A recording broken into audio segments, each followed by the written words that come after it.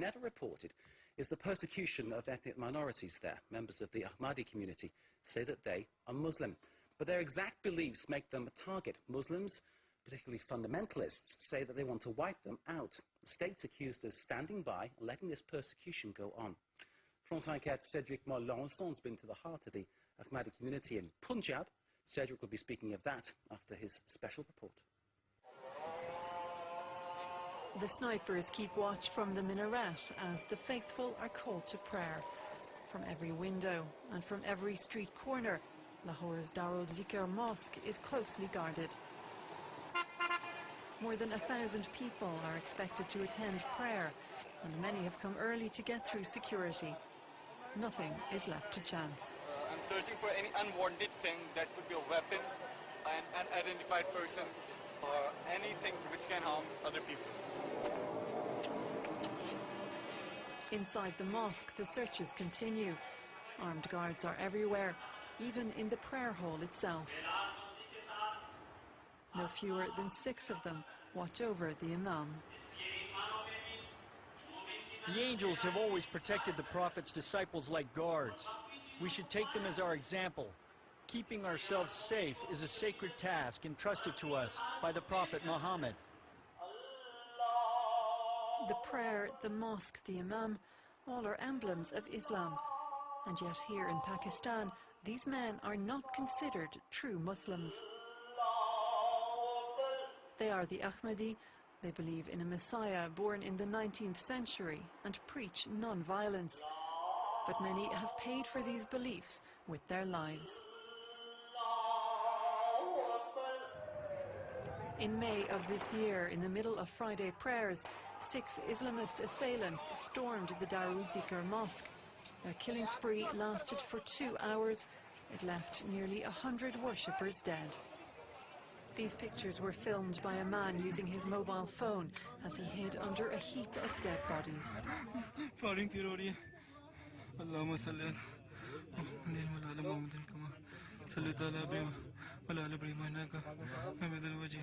It was here. Muhammad survived by hiding under these stairs. Many others were not so lucky. Look, these are the shoes of the people who were killed that day. I'll never forget what happened here. I have nightmares about it. At night I see the bodies, the faces. I just don't know why it happened. The Lahore massacre has come to symbolize the persecution of the Ahmadi in Pakistan. One particular group of religious radicals has vowed to eradicate them, the 28th Massacre. They stage protests against the Ahmadi on a regular basis.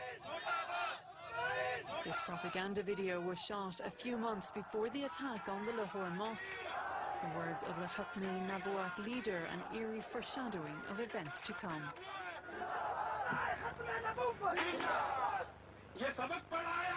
We will continue our fight until the Ahmadi scourge is eliminated. We will shout it loud and clear so that the whole country hears us. And if anyone wants to stop us from carrying out our sacred mission, then they had better remember that man lives but once and dies but once.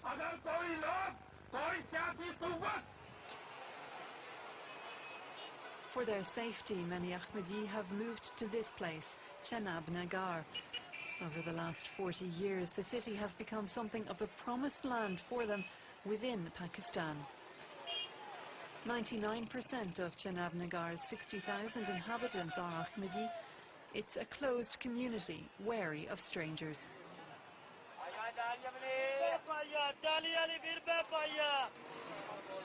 But Mubashir Uddin says the city hasn't always had such a siege mentality. How much is it? 150 rupees. Okay, here you go. A carpenter by trade, Mubashir took refuge here 40 years ago when his father died. Since then, he hasn't left this Ahmadi stronghold. Here we generally feel safe, free, not like in the rest of the country. We live the way we want to, we pray how we want to. But since the attack in Lahore, things have been different, even here. People are afraid. When we go out, we think there's a chance we might not come back alive. Chenab Nagar may live in constant fear of attack, but Ahmadi continue to flood here from across Pakistan. Here, they're free to practice their religion. In Mubashir's workshop, workers display a photo of their Messiah, Mirza Ghulam Ahmad, but they insist they're as Muslim as anyone else in Pakistan. Salam alaikum. Hello everyone, how's it going? Under the Pakistani constitution, Ahmadi are forbidden from identifying themselves as Muslim in any way. Simply saying hello could land Mubashir in prison. If I say salam alaikum to a Muslim, it's considered blasphemy and the police could arrest me.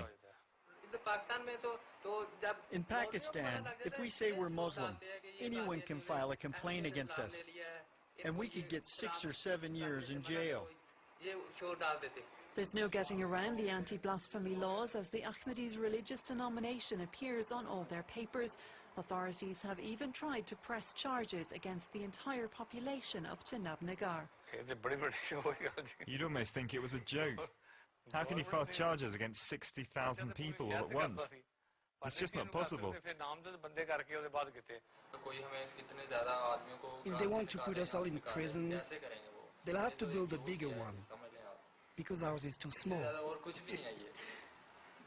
Mubashir and his workers may joke about it, but the government's message is clear. Chenab Nagar must not remain a safe haven for the Ahmadi. The anti-Ahmadi fundamentalists live at the bottom of this street. A few hundred of them. They come out to provoke us fairly regularly. They chant slogans against the Ahmadi. When that happens, we have to hide in our homes. Mubashir never ventures to the end of his road. In the city of the Ahmadi, the enemy lurks within.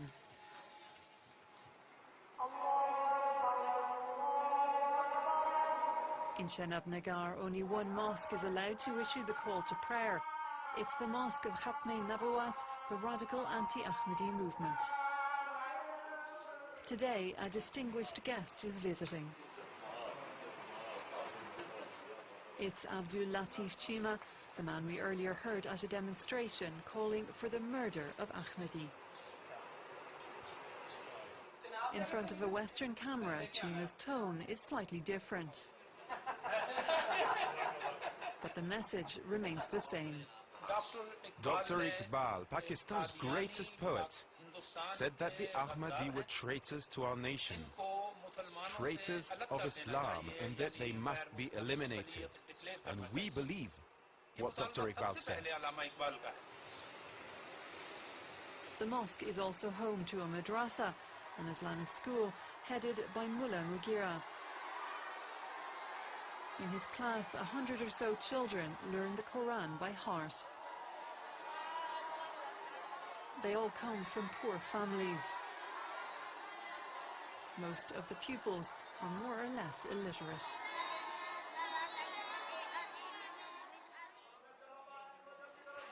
Hurry up. Come on, find your places.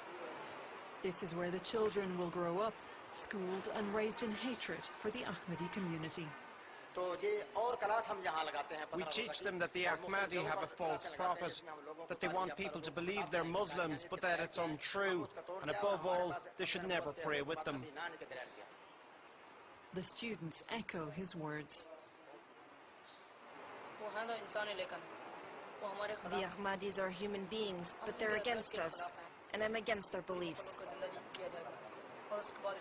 On Judgment Day, the whole world will die, and God will send the good Muslims like us to heaven. Ahmadi will go to hell.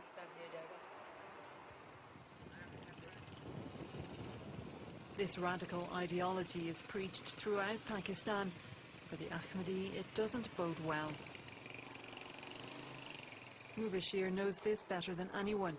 2 days ago, the carpenter took in his sister and nephew, who had to flee their village.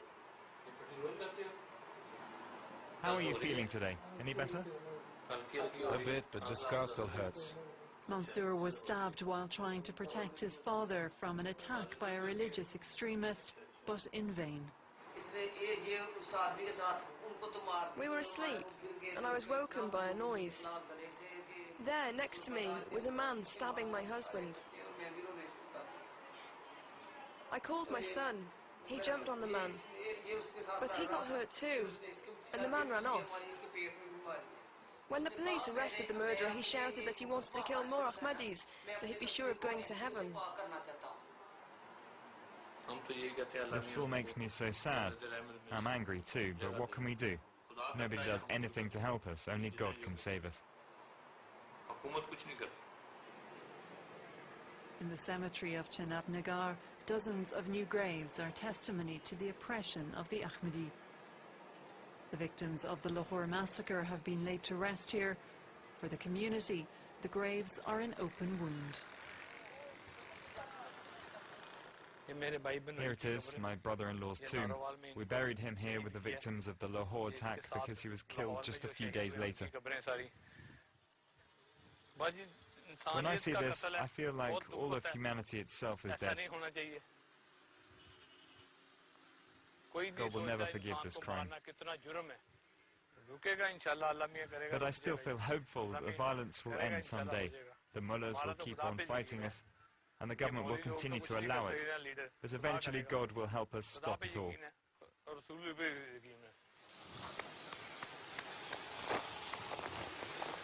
The cemetery in Chenab Nagar holds the graves of Ahmadi killed by Islamists, men and women murdered for the crime of calling themselves Muslim. But here in the Islamic Republic of Pakistan, they're banned from Muslim burial grounds. The persecution of the Ahmadi continues, even in death.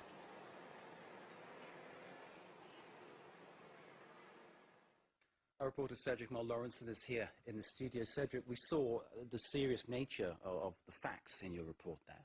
How long have the Ahmadi been persecuted in this way? When Pakistan was created, established in 1947, Ahmadis were not persecuted. They were regarded as full-fledged Muslim. And in 1974, under the pressure of extremist religious movements, the constitution has been changed. Ahmadis have been ranked among the religious minorities. What the fundamentalist groups are saying is that Ahmadis are questioning one of the basic values of Islam, namely Prophet Muhammad being the last of